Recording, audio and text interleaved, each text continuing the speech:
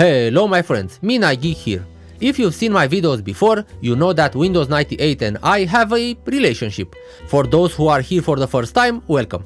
Like I was saying, Windows 98. And beyond the struggles, nostalgia, and the joy that this operating system brings to me, today I'd like to present a few reasons why it's really worth having a computer with Windows 98. And I'll start with the most important reason, nostalgia and familiarity. Yes my friend, those of us who grew up with something like this can't help but show feelings and emotions, all kinds of them. Could it be this unmistakable and perfect color, a color that doesn't scream at your eyes, that lets you clearly see everything on the desktop? What more can I say? 008080. Here's my number, so call me maybe. Could it be the icons, menus and windows, simple yet elegant, that speak of a simpler time in our lives, a time when you had time to enjoy your newly purchased computer, which came with the smell of cheap plastic, and the time when doing this seemed like the coolest thing in the world. Or maybe the games that came with Windows 98, which were a total number of 4? What? Seriously? I had the impression there were more. Okay, so not that, although Solitaire and Minesweeper were played and replayed way too many times by too many of us. Then we have the Windows 98 themes, through which you could change everything, wallpaper, icons, colors, cursors, sounds. Authenticity weighs a lot, literally. We have this computer that weighs many kilograms and this monitor that weighs even more kilograms. But it also weighs a lot because today we live in a time when almost everything is fake. We have fake images, fake videos, fake game distribution as they disappear after a while from digital stores, or you can no longer play them. Thank you. Fake frame rate, anything. It doesn't matter. Well, right now such a computer with Windows 98 can anchor you a bit in reality, let you escape the digital world a bit, get it? A bit, and go towards the analog, metaphorically speaking. It's like touching retro grass. Press the power button, you'll hear it and feel it. You almost break your finger with how hard it presses. The computer starts up and makes strange noises, giving you some unique vibes. The monitor yells at you, the hard drive sings, the floppy drive is crying. What more can I say? Mozart's Requiem. And then, after the computer finally started, I say finally because, well, it took 30 seconds to check the RAM, it took 2 minutes to check the C partition, because you still haven't learned it's not good to turn off the computer directly from the wall. It took another minute to install some driver before entering Windows, and now you want to install a game, of course. You take the CD, install the game, and while installing you stare at what you're installing, because many game developers created beautiful installers. That's how it was back then. Things had substance, even the installation screens, let alone the game menus. But let's not beat around the bush so much and move on to the next point, and one of the most important ones, MS-DOS. It's simple, if you have Windows 98 you also have MS-DOS, and all you have to do to boot into MS-DOS is this, enter Windows, restart in MS-DOS, and that's it, easy and peasy. But why MS-DOS, you might ask? Okay, we like indulge ourselves into the past, but not that much. Well, let's see why. There are a ton of games that only run in MS-DOS, and there's also the big situation related to sound and music in those games, one by one, and first up MS-DOS games. There are over 8,000 games for MS-DOS, and many of them you can play just fine on a Windows 98 computer. To play them on something else, meaning Windows XP or newer, you need to run them through DOSBox or something similar. However, the experience will vary depending on many things. Of course, there are many MS-DOS games already configured with DOSBox on GOG for example, meaning you buy it, install it and run it, but you won't find all the games, and be convinced that out of the games that are available, not all of them will look as good as on original hardware. On Windows 98 you can play games made for Windows 95 and Windows 98 obviously. The real deal is that although Windows XP is amazing for playing classic games from the 90s as well, there are many that don't run properly, that have all sorts of problems and little issues, and here are two examples. I've installed Need for Speed 3 Hot Pursuit and Need for Speed Porsche Unleashed on this Windows 98 computer, and then on another computer with Windows XP. It works on 98, it does not work on XP, simple as that. Do you want to play one of the best racing games ever made? Windows 98 is your best friend. Combining old games compatible with Windows 98 and the first point about nostalgia, we have something like this. Okay, you can play this game on a modern card, but it doesn't look, doesn't feel, and definitely doesn't smell as good as something like this.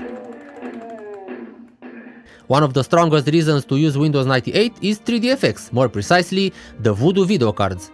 If you want to have a computer with a Voodoo in it, be it 1, 2, 3 or that's about it, you have to use Windows 98, because they don't normally work on Windows XP.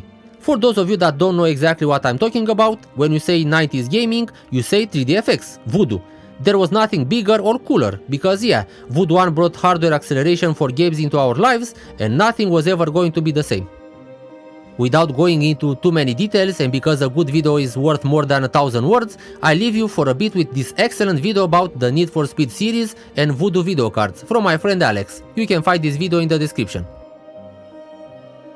Exactly, the differences are huge, and that's because before Voodoo, games were rendered in software mode by the CPU, and developers couldn't add that many special effects, bells and whistles, eye candy. But the folks at 3DFX created Glide, a 3D API that allowed developers to do some of the things mentioned above. Not to mention the frame rate. In software mode you play the game at 15 FPS, with Voodoo at 50 FPS, why not? We've talked about video, it's time to discuss sound and music. If you're using Windows 98, you have access to motherboards with an ISA slot, meaning this big ugly thing right here, because before the elegant and much respected PCI, we had ISA, and ISA is important because you can use sound cards on the ISA slot, sound cards that offer superb and compatible sound in MS-DOS.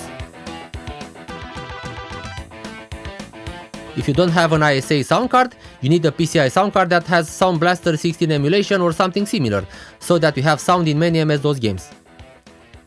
These games from MS-DOS, as I mentioned earlier, are picky, and you need sound cards that know how to play the sounds and music from them, because the audio files used in those games are in MIDI format, a type of shit music that needs to be interpreted and played by an instrument, and that instrument is on the sound card, and one sound card has an instrument that sounds different from the instrument of another sound card. Are you still here? There's more to explain here, but I'll leave you with an example, and although not very conclusive or definitive, you can get the gist of it. That's kind of what I mean, but there's much more.